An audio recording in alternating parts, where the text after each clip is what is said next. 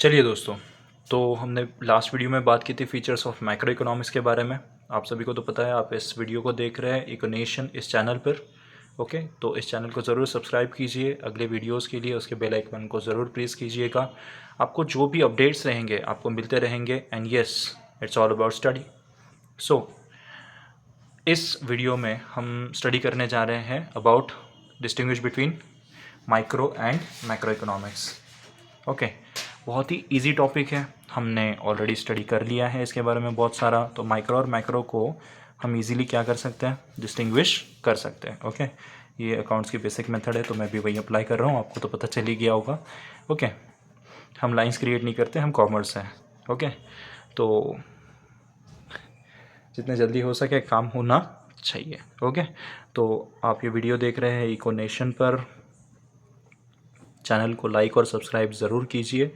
Okay, इससे हमें motivation मिलता रहेगा। ओके, तो डील कर रहे हैं हम किसके साथ, माइक्रो इकोनॉमिक्स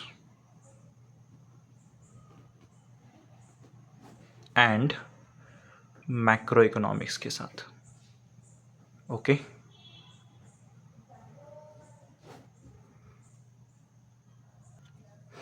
एकदम बेसिक से स्टार्ट करते हैं। माइक्रो इकोनॉमिक्स सबसे पहले तो बिलोंग कहाँ से करता है, it is from Greek word.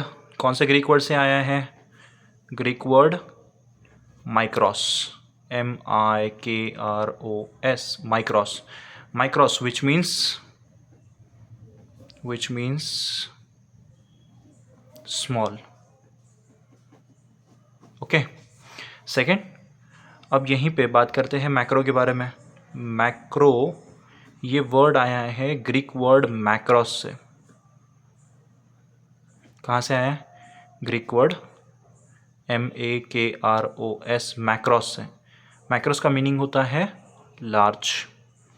Okay, तो माइक्रो इकोनॉमिक्स ऑब्वियसली डील करेगा इंडिविजुअल यूनिट्स के साथ में।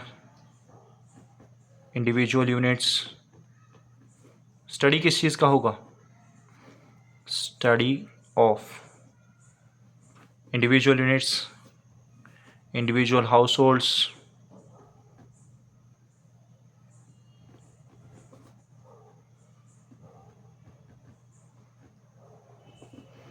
Etcetera.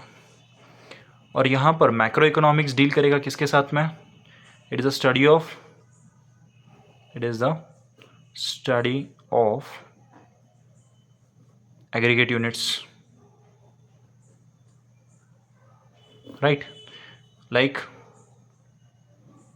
National income,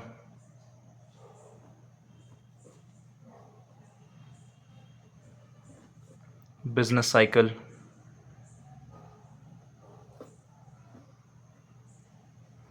etcetera. Okay, हमने जो बेसिक सा एग्जांपल लिया था उसको भी लिख लेते हैं। It is a study of,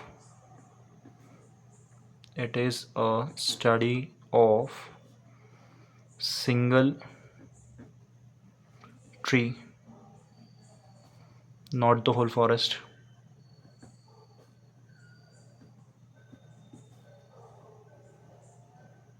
right, और यहाँ पे हम बात करेंगे मैक्रो की, तो it is a study of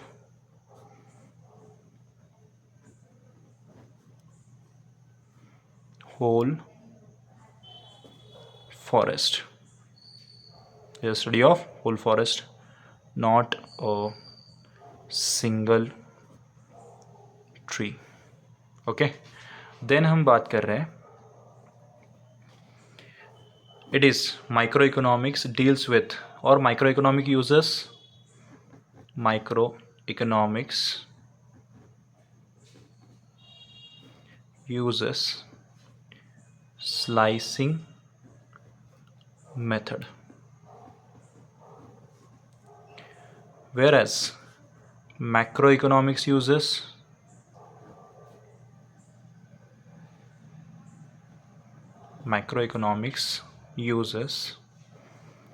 lumping method। Okay, then हम अगर बात करें, it uses partial equilibrium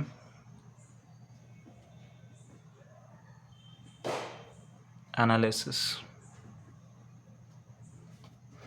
And here it uses macroeconomic uses general equilibrium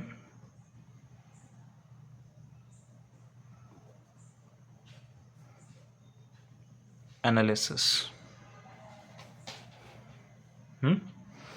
okay, तो बहुत बेसिक है। 5 एग्जांपल्स भी आपके लिए सफिशिएंट है, आपको इतना ही लिखना है, इससे ज़्यादा लिखने की कोई ज़रूरत नहीं है। ओके, अब डील करते हैं हमारे सेकंड डिस्टिंग्विश बिटवीन के साथ, विच इज़ स्लाइसिंग मेथड और lumping method and partial equilibrium and general equilibrium. Okay, इसमें से मोस्ट केसेस में आपको slicing method and lumping method पूछा गया है, as well partial equilibrium and general equilibrium भी पूछा गया है, तो हम इसके साथ भी डील कर लेंगे। ओके, चलो let's start.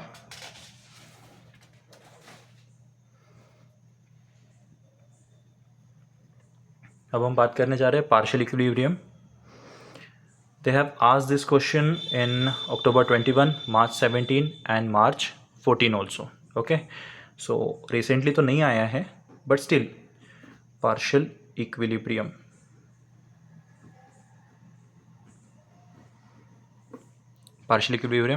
and second is general equilibrium.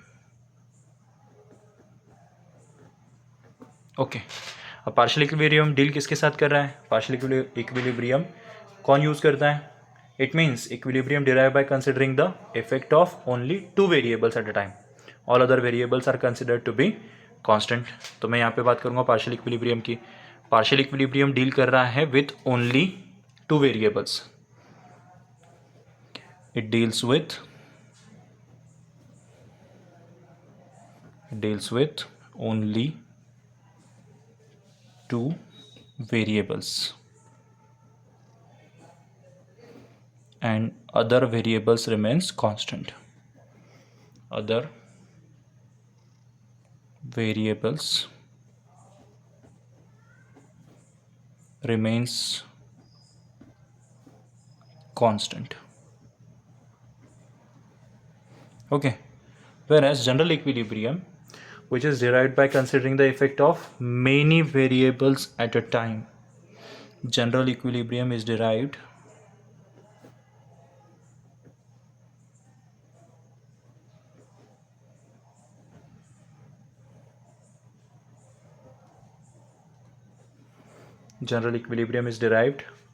by considering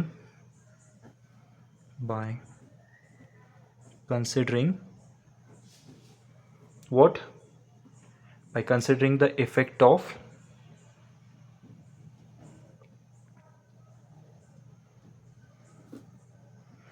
many variables. Okay, it considers many variables at a time. Okay, second, it neglects the interdependence between variables. Neglects interdependence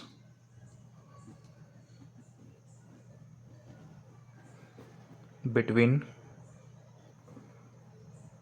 variables. And here general equilibrium, it takes into account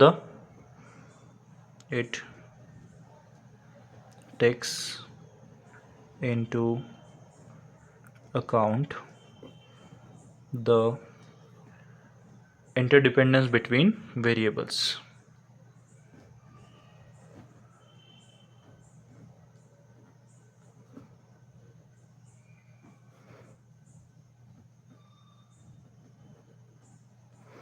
Interdependence between variables. Okay, microeconomic analysis is based on partial equilibrium.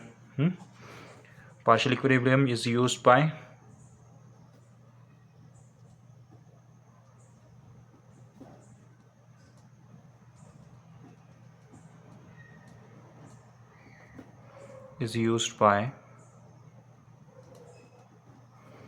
microeconomics.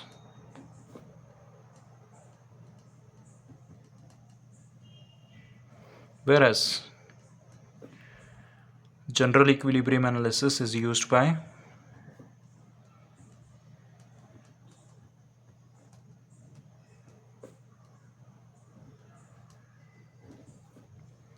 Macro economics. Okay, ठीक है। अब अगर बात करें fourth point की, तो fourth point में हमें क्या लिखना है? हमें सिर्फ इतना लिखना है कि it studies the equilibrium, it studies the equilibrium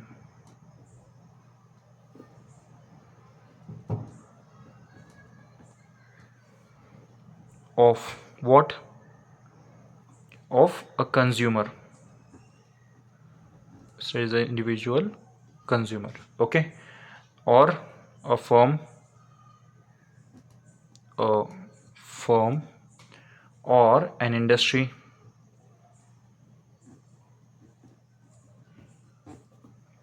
etcetera.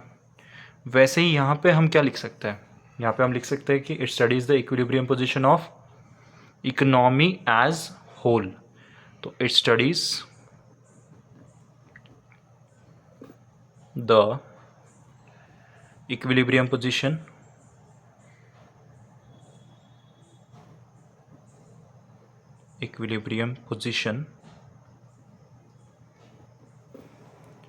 of the economy as whole,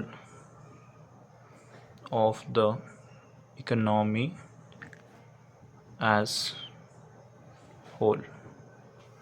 okay, चलो, तो आज के लिए इतना ही।